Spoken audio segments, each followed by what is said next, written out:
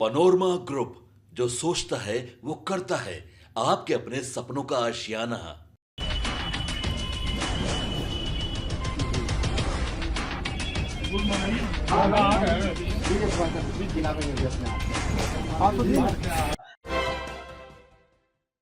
जहानाबाद गोरक्षणी स्थित गौशाला में गोपाष्टमी महोत्सव मनाया गया। डीएम अलंकृता पांडे इस समारोह में शामिल हुए।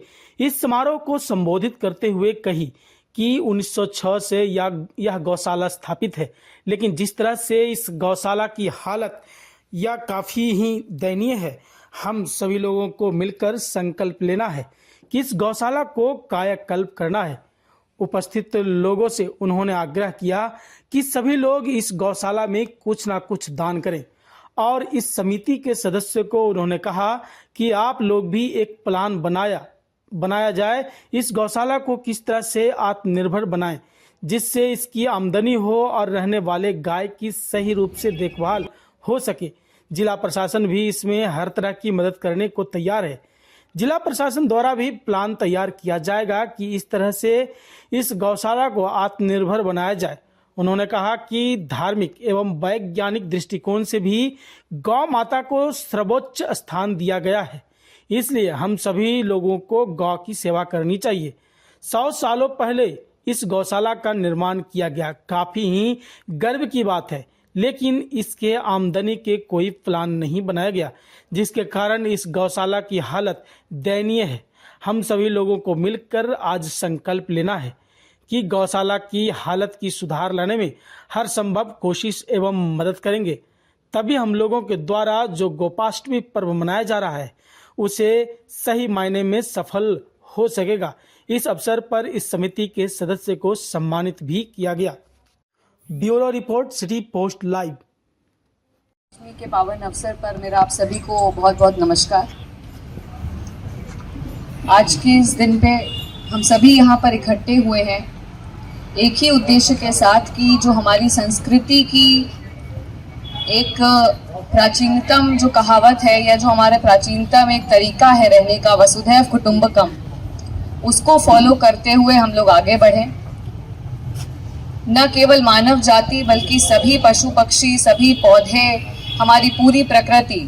अभी जस्ट हम लोग छठ पूजा का त्योहार मना कर आ रहे हैं, उसमें भी यही संदेश दिया जाता है कि किस तरीके से पूरी प्रकृति हमारे लिए अत्यंत आवश्यक है। इस प्रकृति के हर एक एक एलिमेंट को संरक्षित करना कितना आवश्यक है।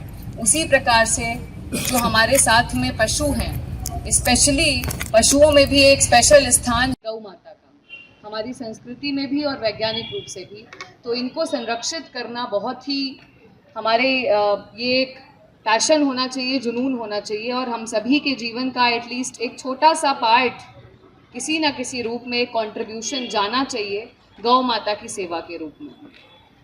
भले ही वो हम अपने हाथों से सेवा करें, हम हफ्ते में एक बार आकर के यहाँ पर श्रमदान करें, या अगर हम सक्षम हैं तो हम कुछ अपना सक्षम है तो पैसे के माध्यम से, अनाज के माध्यम से, जिस भी रूप में आप सक्षम हैं, मेरा आप सभी से ये अपील होगा, ये अनुरोध होगा कि 1906 से ये गौशाला चली आ रही है। मुझे नहीं लगता कि कोई इतनी पुरानी गौशालाएं बहुत अधिक होंगी संख्या में। ये जहानाबाद के लिए बहुत गर्व की बात होनी चाहिए कि 100 साल से भी अधिक प्राचीन गौशाला हमारे ज़िले में है, और उसकी ये हालत देख करके, इतनी जर्जर अवस्था यहाँ पर है, ये मुझे बहुत दुख हुआ। और मैं एसडीओ साहब को भी, जो गौशाला समिति के अध्यक्ष भी हैं, इनको भी अनुरोध करती हूँ और निर्देश भी देती हूँ कि जो हमारे जिला गव्य विकास पदाधिकारी हैं, पशुपालन पदाधिकारी हैं, और जो हमारा एनिमल और हस्बेंड्री डिपार्टमेंट से जो स्कीम्स आती हैं, उनको साथ साथ में लेते हुए और जहानाबाद के सभी समाज सेवियों को साथ साथ लेते हुए एक एक्शन प्लान बनाएं कि किस प्रकार से गौशाला का एक समेकित विकास हो सकता है, किस प्रकार से इसकी आमदनी बढ़ाई जा सकती है। क्योंकि जो दान है वो तो स्वैच्छिक है।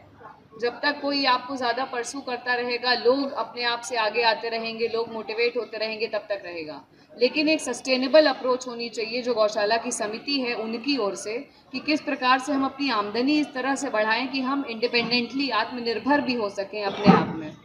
तो इस अप्रोच के साथ में मैं चाहूँगी कि यहाँ पर जगह है तो छोटी नर्सरी भी डेवलप की जा सकती है। उस नर्सरी के माध्यम से भी आप जो है कुछ पौधे बेच करके आमदनी कर सकते हैं, सब्जियाँ वगैरह बेच करके आमदनी कर सकते हैं, या इंटरनल जो काम करने वाले हैं उनके कंजम्पशन में वो यूज़ में आ सकती हैं।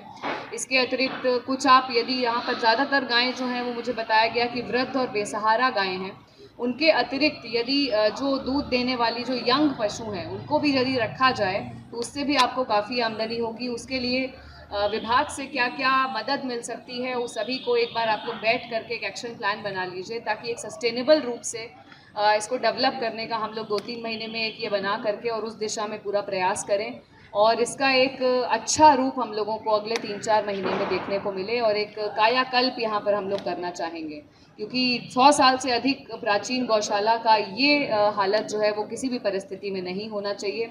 और हम सभी को आज यहाँ से संकल्प लेके जाना चाहिए कि अपने अपने तरीके से हम कुछ ना कुछ कंट्रीब्यूशन, कुछ ना कुछ अपना योगदान गौ माता के लिए ज़रूर करेंगे।